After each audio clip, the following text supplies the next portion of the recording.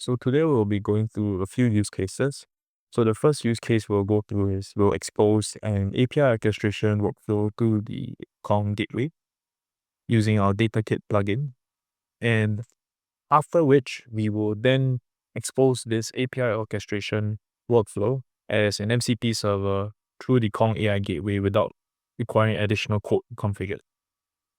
So once the MCP server is ready, we want to build an agent that would allow us to connect to the MCP server and to our backend API to get the aggregated information out of that DataKit plugin, right? Or the API orchestration workflow that we built.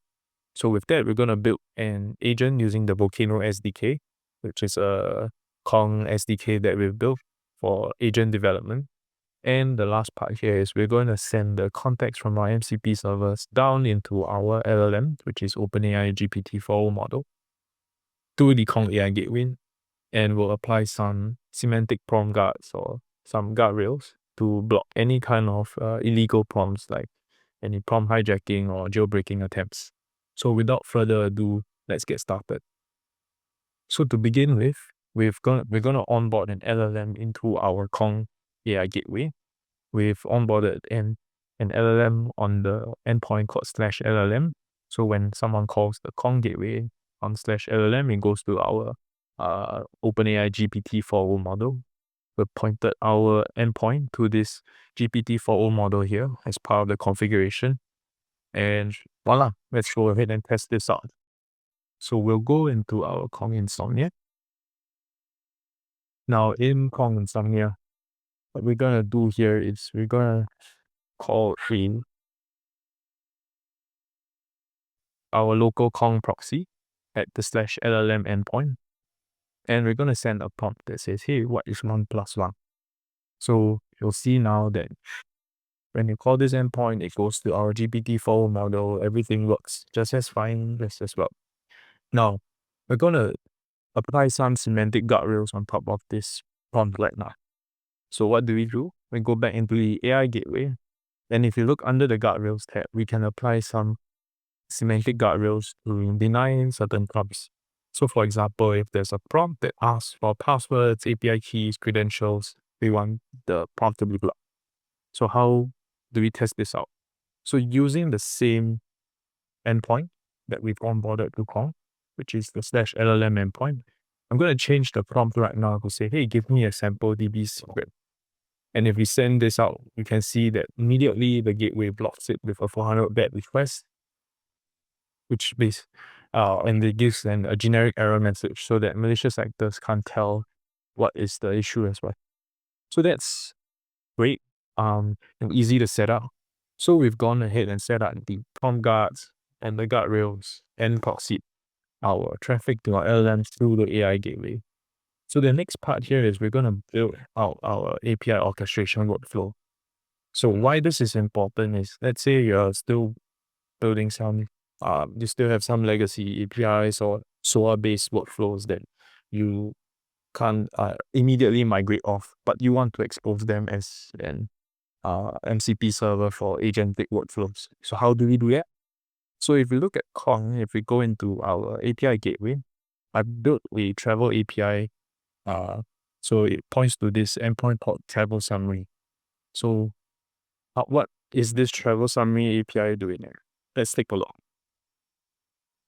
So if we come into our backend, I have a backend API on port 8080.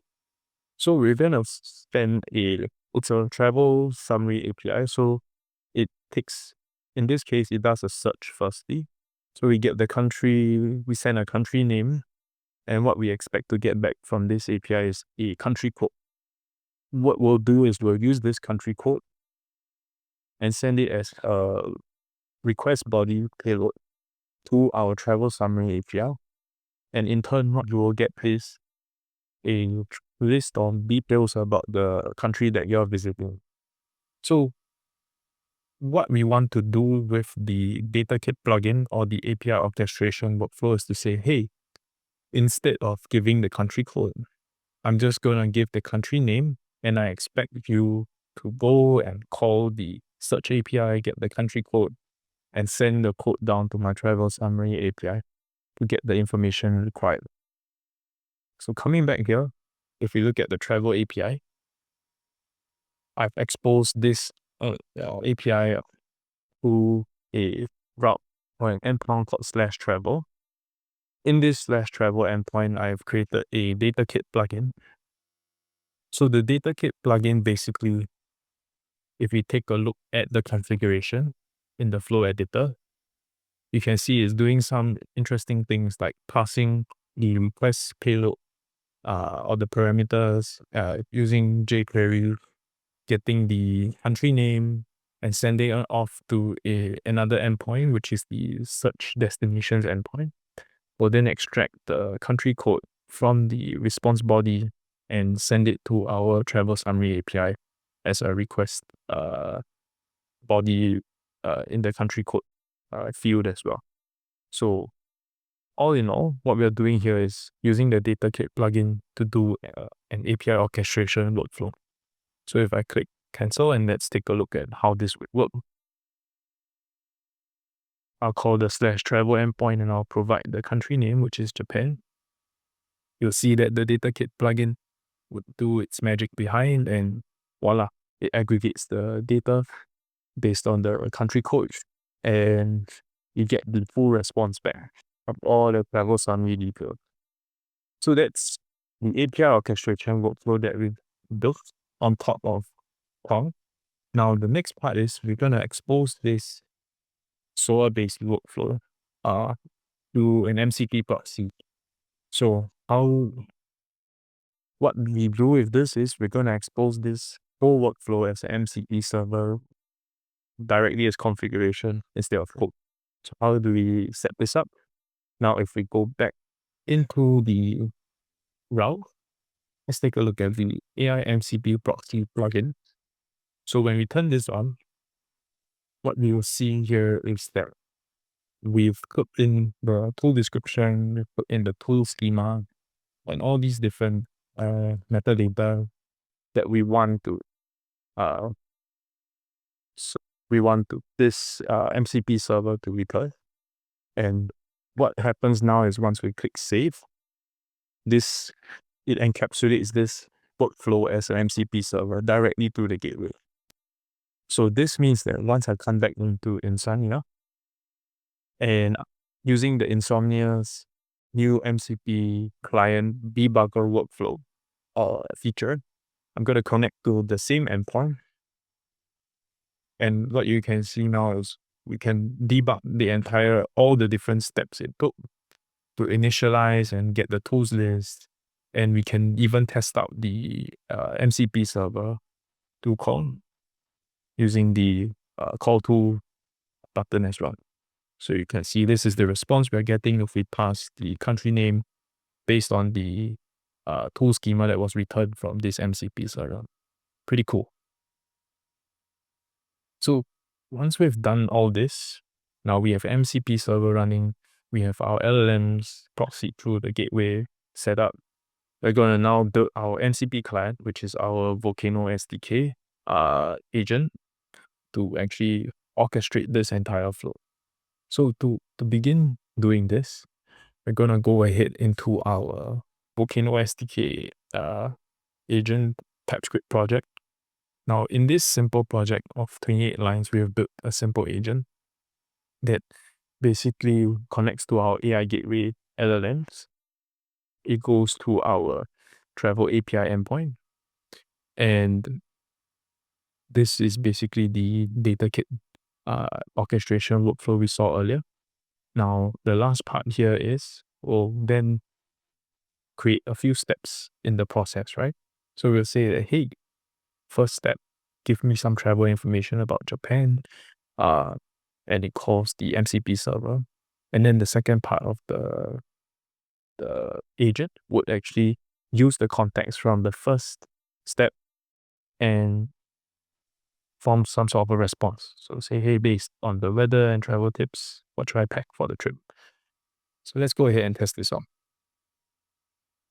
So if we call the agent right now, you will see that it goes to our MCP server on the back.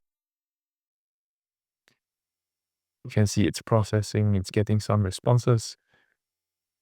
And post that, the LLM forms a response using the context from the first step. As you can see, it took about 3 seconds to get the summary from the DataKit exposed endpoint.